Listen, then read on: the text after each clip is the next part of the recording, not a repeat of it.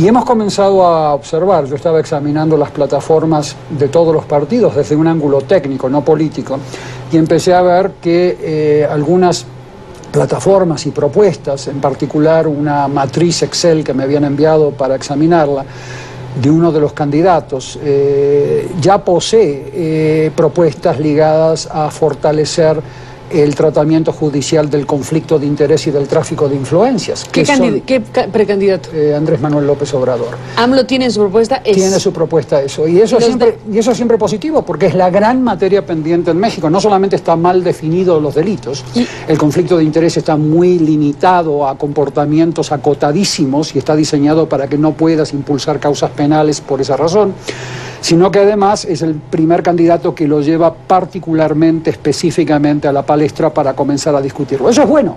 Ya el hecho de que estemos en una crisis donde se sabe que la corrupción de Estado al más alto nivel es la madre y el padre de la delincuencia organizada mexicana en el sentido violento que estamos viéndola hoy, porque la violencia se debe a que los grupos criminales están compitiendo como pirañas para capturar pedazos del Estado.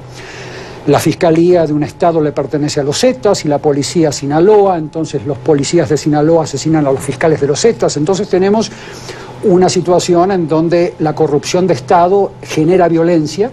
Entonces el hecho de que ya exista una propuesta de plataforma electoral que ya implique específicamente de que se fortalezcan estas figuras jurídicas, estos tipos penales, perdón, ya es una muy buena noticia. Entonces, esperemos ver más de eso en los demás candidatos. ¿Estás, o sea, en estos momentos revisando todas las plataformas políticas de los partidos en competencia política en México? Sí. ¿Encuentras aquí un elemento en las demás revisiones que hiciste? Hasta ahora muy generales, son principios en donde realmente tienes que ser un horrible ser humano, no ponerte a los principios generales que proponen los demás partidos. Son propuestas generales en donde se abogan por principios de protección a derechos humanos. Está muy bien que el PAN, por ejemplo, proponga la idea de generar una red de sociedad civil para prevenir la delincuencia, pero es muy general.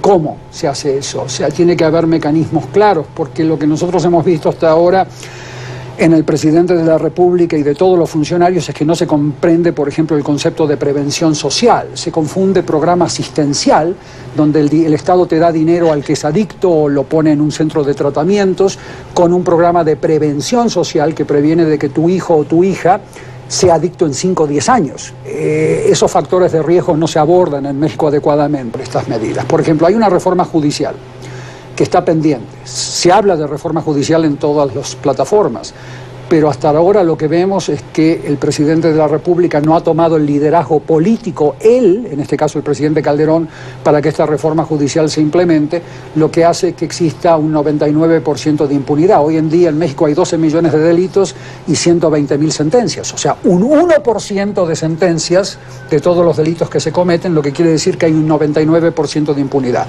Eso se tiene que abordar con mucha más especificidad en la plataforma, tienen que decir cómo se va a hacer.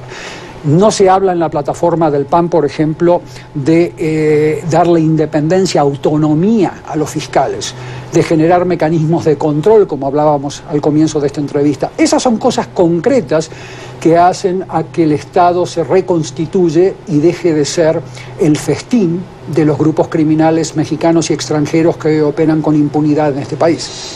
Edgardo Buscaglia, pues